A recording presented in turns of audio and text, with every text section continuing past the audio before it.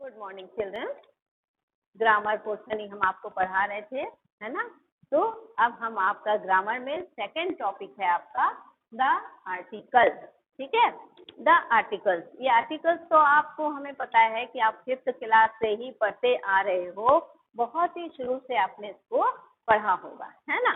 तो ये आर्टिकल देखिए, आर्टिकल्स वास्तव में एक प्रकार के डेमोन्स्ट्रेटिव एडजेक्टिव है जिनका प्रयोग नाउन के पहले होता है।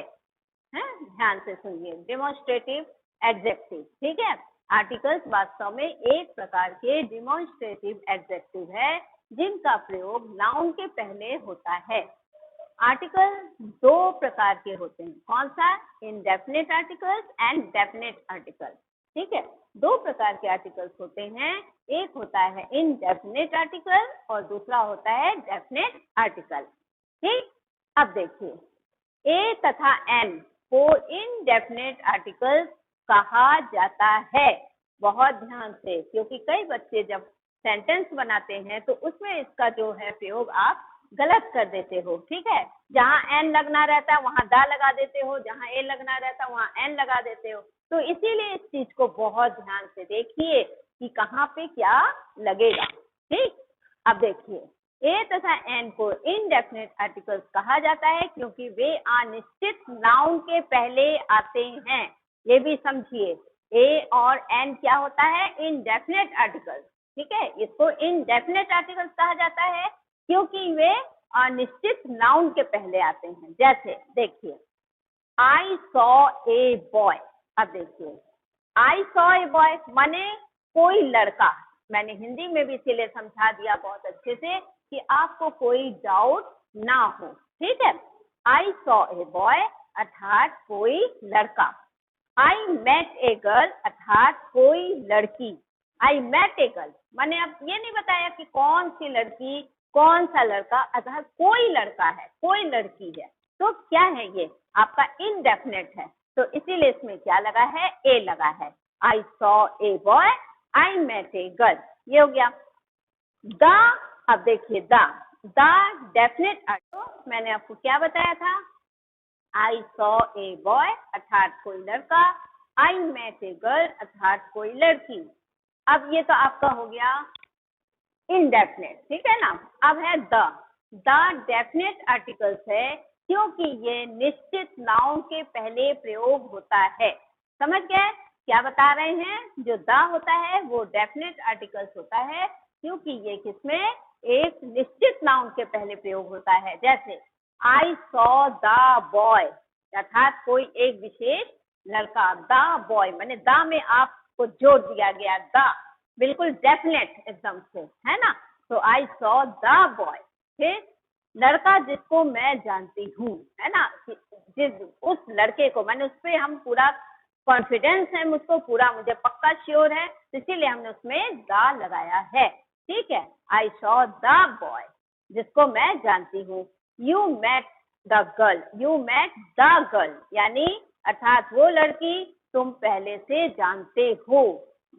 पूरा डेफिनेटली बता रहे हैं कि वो लड़की जिसको तुम जानते हो, तो द का प्रयोग किया है, बिल्कुल डेफिनेट एकदम। ठीक है, ये है use of indefinite articles a तथा एन। अब ये देखिए, इसको मैंने थोड़ा, हाँ, तो ये मैंने क्या बताया आपको? यू मेट द गर्ल अर्थात वो लड़की तुम पहले से जानते हो।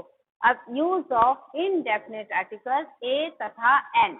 अब ए और एन का प्रयोग हम कैसे करेंगे इसको ध्यान से देखिए। रूल 1, अंग्रेजी में जब किसी नाउन का पहला अक्षर सामान्यतः कॉन्सोनेंट हो तो एक के लिए संज्ञा नाउन से पहले ए लगाते हैं। बहुत ध्यान से देखिए इसको कि इंग्लिश में जब किसी नाउन का पहला अक्षर क्या होता है? सामान्यतः कॉन्सोनेंट हो, तो जिसमें वोवेल ना हो, हाँ, कॉन्सोनेंट हो तो उसको व्यंजन यानी कॉन्सोनेंट व्यंजन हो, तो एक के लिए संज्ञा नाउन से पहले ए लगाते हैं। जैसे a cup, a book, a chair. ठीक है, तो ये आपका देखिए क्लियर हो रहा है कि जब सामान्यता कॉन्सोनेंट हो तो एक के लिए, ये बताया है, एक के लिए हम क्या करेंगे? ए का प्रयोग करेंगे, जैसे a cup, a book, a chair. ठीक है बेटा। अब देखिए rule number 2। Rule number 2, noun का पहला अक्षर वॉवेल हो तो उच्चारण भी स्वर यानी वॉवेल का हो तो उस नाउन के पहले एन का प्रयोग होता है। समझ गए? ध्यान से देखिए। रूल नंबर 2 होता है जो ए और एन का। तो मैंने क्या बताया कि नाउन का पहला अक्षर अगर वॉवेल हो तथा उच्चारण भी स्वर वॉवेल का ही निकले तो उस नाउन के पहले हम एन का प्रयोग करेंगे। एन का प्रयोग होगा, जैसे एन एप्पल। देखिए उच्चारण भी हमारा किसका निकल रहा है? एप्पल, ए का।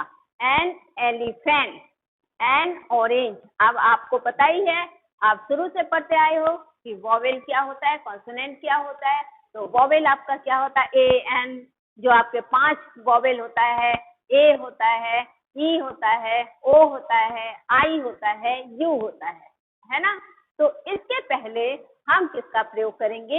एन का प्रयोग करेंगे, जैसे an apple, an elephant, an orange, an umbrella, ठीक। रूल नंबर 3, जब किसी शब्द का पहला अक्षर एच हो, बहुत ध्यान से इसको देखिए बेटा, क्या है? जब किसी शब्द का पहला अक्षर एच हो पर एच ना बोला जाए अर्थात साइलेंट रहे। होता है ना, कई जो होते हैं वर्ड्स ऐसे होते हैं इसमें एच होता है लेकिन एच को हम नहीं बोलते, वो साइलेंट रहता है। उसके आगे का जो है वॉवेल हमारे उच्चारण में आता है, प्रोनाउंस में वॉवेल्स आता है। तो जैसे एच ना बोला जाए अर्थात साइलेंट रहे तो उस शब्द के पहले एन आता है। अब देखिए जैसे एन आवर, हम हावर नहीं बोल रहे हैं, एच नहीं निकल रहा, आवर बोल रहे हैं, an hour. An honest, honest नहीं बोल रहे हैं हम, ऑनेस्ट बोल रहे हैं, है ना। एन ऑनेस्ट, एन ऑनरेबल, ये सब आपका क्या है? वॉवेल का उच्चारण हो रहा है इसमें, है ना। ऑनरेबल नहीं बोल रहे हैं, ऑनरेबल बोल रहे हैं। तो ये सब क्या है कि एच होने के बावजूद हम इसको ओ से जिसका उच्चारण हमारा निकलता है, an hours, an honest, an honourable. तो इसलिए इसके आगे हम क्या लगाएंगे? एन लगाएंगे, ठीक है। इसके आगे एन लगाएंगे।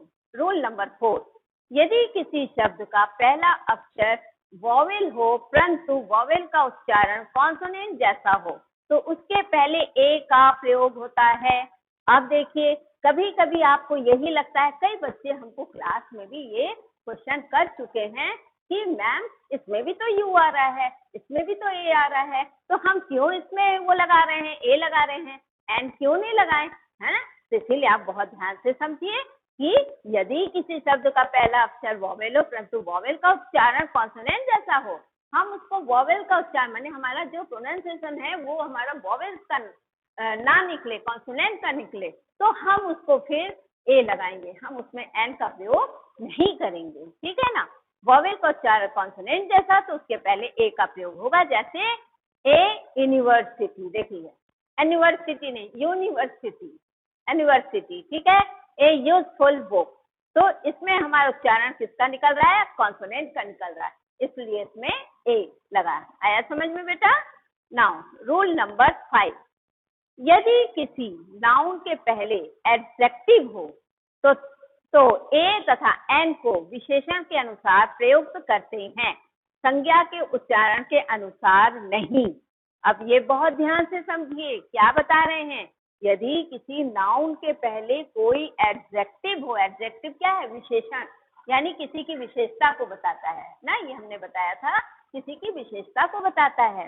तो यदि किसी नाउन के पहले कोई एडजेक्टिव हो तथा ए तथा एन को विशेषण के अनुसार प्रयुक्त करते हैं, संज्ञा के उच्चारण के अनुसार नहीं, है ना बच्चे, समझ रहे हो ना, उसके अनुसार नहीं, तो हम उसमें क्या लगाएंगे? एन।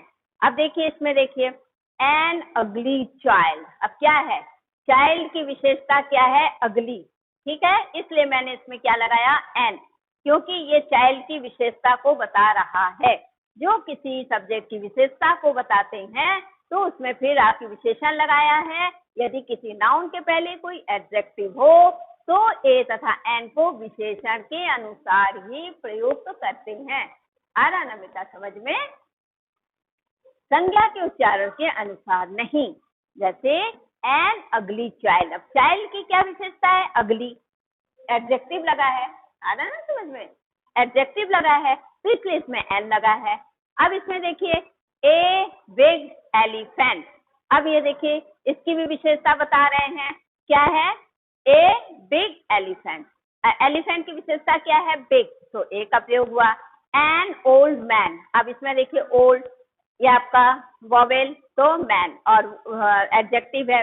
ए ब्लैक अम्ब्रेला, अम्ब्रेला से पहले यहाँ पे क्या है? आप देखिए एलिफेंट है तो आप कहोगे इसमें तो एलिफेंट लगा है, ई लगा, तो हम एन क्यों नहीं लगाएंगे? क्यों नहीं लगाओगे? क्योंकि इसमें बिग आ गया, एडजेक्टिव आ गया उसके आगे, है ना। जब इसके आगे एडजेक्टिव आ गया तो आप तो यहाँ पे तो एन नहीं लगा सकते हो, आप भी उसके आगे लगाओगे ना, तो इसलिए ये ए लगेगा। फिर ए ब्लैक अम्ब्रेला, अब अम्ब्रेला तो आपका ठीक है, हम मानते हैं वॉवेल है, लेकिन इसके पहले एडजेक्टिव क्या आ गया? ब्लैक, तो इसीलिए आप इसमें ए लगाओगे। समझ गए? हाँ ठीक। अब डेफिनेट आर्टिकल्स द का प्रयोग देखिए। प्रयोग use of the for river, mountain, sea, ocean, desert, gulf, canal and island. ठीक है, इतने में ये किए हैं कि डेफिनेट आर्टिकल द का प्रयोग हम कैसे करते हैं।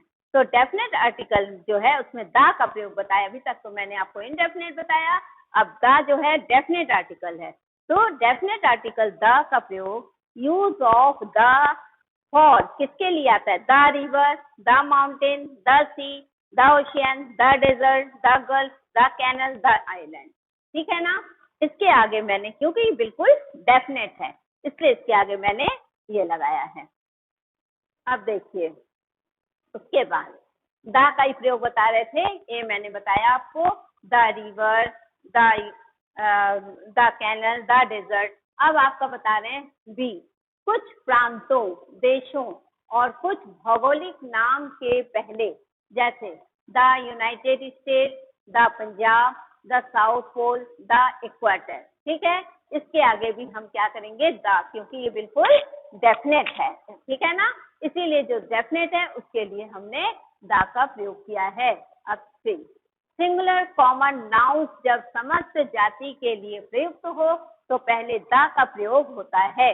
अब क्या बता रहे हैं कि सिंगुलर कॉमन नाउन, ये तो आपको पता है सिंगुलर कॉमन नाउन, नाउन क्या होता है, कॉमन क्या चीज होती है।